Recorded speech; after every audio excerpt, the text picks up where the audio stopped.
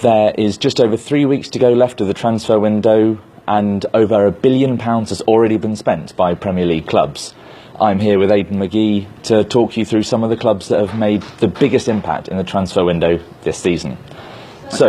Yes. So, what do you think have been among the most interesting transfers this season so far, or the clubs that have really splashed the cash in a good way? I think from a Premier League point of view, you can't really look beyond Lukaku at the moment. It seems a long time ago, given what we've seen in the weeks since. Of course, we saw Neymar go from Barcelona to Paris Saint-Germain. In the context of that deal, Romelu Lukaku looks quite cheap now, doesn't he? We're seeing some other interesting ones as well. I think Sigurdsson, which we're going to talk about in a little while, that's been going on for ages. Mahrez going to Roma, although I hear he wants to stay in the Premier League. There's a bit of tap dancing going on there, a bit of smoke and mirrors. That's another big one that could happen. But again, £90 million a month ago looked a hell of a lot of money. It now doesn't look quite as much in the context of 200 million. What that's doing down at the bottom is that Sigurdsson, Swansea possibly thinking, given the value he gives you from free kicks, any dead ball situation, accuracy, assists and goals, and the fact that he's at a good age, 26, 27, maybe they've undervalued him at £50 million. You know, Mahrez, a Premier League title winner, good age as well, international, maybe he's undervalued at around about 30 to 35 million pounds. That's what Roma appeared to be ready to pay, but I think Leicester quite rightly are holding out for more, and why shouldn't they in this market? Exactly. So we're going to have a quick look now at some of the clubs that have spent big money in this window. The club that has spent the most amount of money will be Manchester City. Yeah, and so if we have a quick look at their team stats now, we can see... Yeah, I mean, they got some business done fairly early, didn't they? If we can just load it up. It's always more reliable for me up on the stage. But yeah, look, they got their business done early. I think it's 6 incomings and something like 27 out. I mean, a lot of those will be loan deals, akin to what Chelsea tend to do. It's almost like a football factory there, isn't it, at Manchester City? But they've gone for quality. They've realised that the defence was a real issue for them last season. It also depends on how Guardiola is going to play. We don't really know what his formation is going to be. Of course, they spent really big, £50 million on a right back, Kyle Walker, a player they've been scouting for quite some time. But also, he's not the only right back they've brought in. They've also brought in Danilo. But who's going to play there? Is one going to be happy to deputise for the other? I personally think Danilo might play at right back, and then Kyle Walker, for all his qualities, I mean, if you did an analysis on the way he plays, you'd very quickly say that, or realise that he's better going forward than he is going back. Will Guardiola be tempted to move him slightly further forward? In terms of other business that they might do, I think that might be it for them. I think they wanted to get their business done early. They wanted to go on tour with all the players in situ, and we can ready to practice on formation and team shape, all the rest of it, in readiness for the new season. I wouldn't be surprised if that's the end of it now. Although there are a few deals, like such as Sanchez, that they'll be, even Oxlade-Chamberlain at Arsenal, that they'll be watching with interest. Okay, and I mean, we thought earlier on in the transfer window that this figure, 203 million, would be quite a lot to spend on a whole team of players. But, yeah. I mean, PSG have already shown that they're willing to spend almost that on one player. Well, yeah, I mean, we're reporting tonight they have strong interest in Kylian Mbappe down at Monaco, so that'll be another 100. Possibly might even go to 120. I mean, you know, the money seems to come from a hole in the ground, which we call oil. So I don't think it's a massive issue for them. But what it will do, it will inflate the rest of the transfer market, and we're seeing that already. So we mentioned it earlier.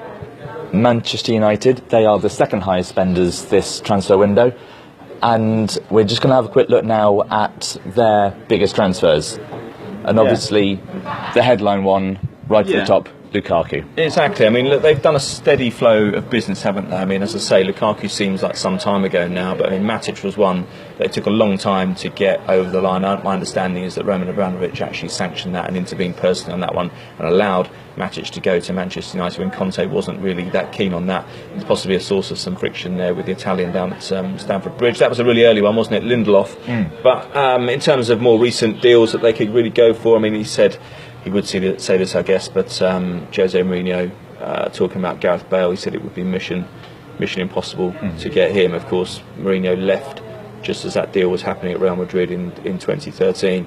Could they get him back? Maybe this isn't the time for that to happen. He's been given assurances that he's wanted at Real Madrid, so not sure anything will happen necessarily there. Zlatan could come back. I mean, if he's fit, then you'd fancy him to make an impact, provided he makes a good recovery. And again, you'd think that probably most of their business is done. I certainly can't see them spending more than £90 million on a player. In fact, that's dwarfed by what other clubs around Europe are playing. Even Manchester United, with all the strength and the financial might they have, are struggling to compete with some of the deals going on around Europe now. I mean, there was one deal that's been rumbling on for Manchester United throughout the summer, and that's Perisic. Yeah, again, it's we've reported a lot on the Sky Pad. I mean, Mourinho spoke about his former club Inter. Of course, he won the Champions League with them in 2010, and he said that they put up a good defence. They're clinging to their player. They value him at £48 million. Why wouldn't they, given everything that's going on around Europe and even the rest of the world this summer? They're holding on. They're holding out for £48 million. They're confident they can get it from someone.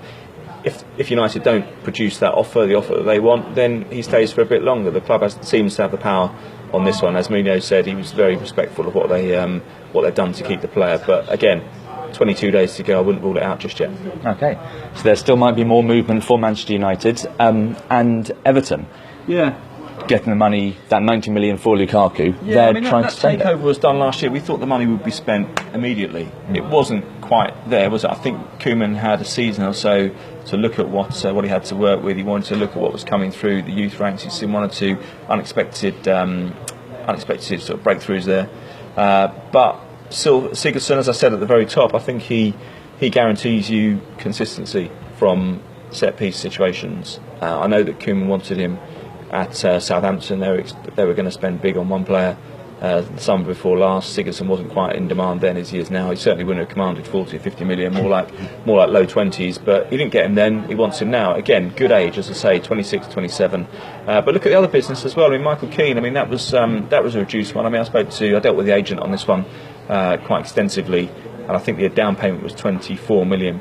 It's quite a lot of money for a player who has only one season under his belt in the Premier League and only had a year left on his transfer. But I think when they look at it holistically, given his age and his pedigree as well, he came to the ranks at Manchester United. He's given a good 2 seasons to Burnley now, one of them in the Premier League. I think that they'll look at him as a good bit of business. And I think with the goalkeeper situation as well, Jordan Pickford, you potentially shored up the position for the next 5-10 years if he Those stays investments. there. Yeah, without doubt. It's kind of similar to what Chelsea had 3 years ago with Courtois and Cech. Yes, there probably wasn't much difference. Cech probably had the edge on experience, but Mourinho at the time knew that he could shore up that position for the next 10 years if he opted for Courtois, and they knew that if they let Courtois go to another club in Europe or even another club in the Premier League, it'd probably come back to haunt them later on, as we've seen with a number of clubs down the years, and they'd end up having to buy him back. So this is one for the future. I think that they will look at that and think, provided he's not scouted by other clubs further down the line, then at least he could be there for 4 or 5 years.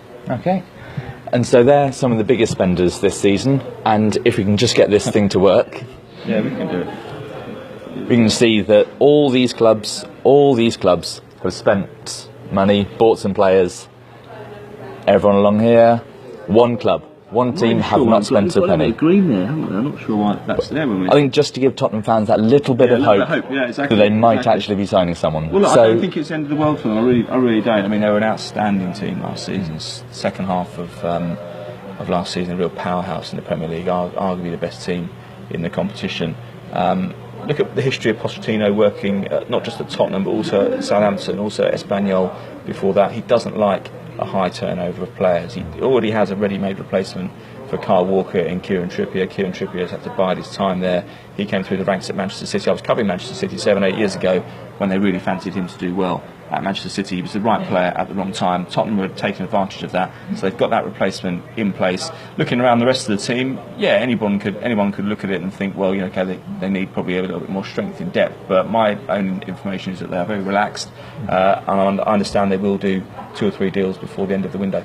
okay then. So what kind of areas might they be looking to strengthen in then? Well, I think they'll need a right back, certainly, because even if Trippier doesn't give them the whole, or even if he does give them the whole season, they're going to need backup there. If they're going to be challenging on a big pitch at Wembley, they're going to be competing in the Champions League, they're going to need numbers. You cannot do it unless you've got strength in depth, and I think they'll strengthen there.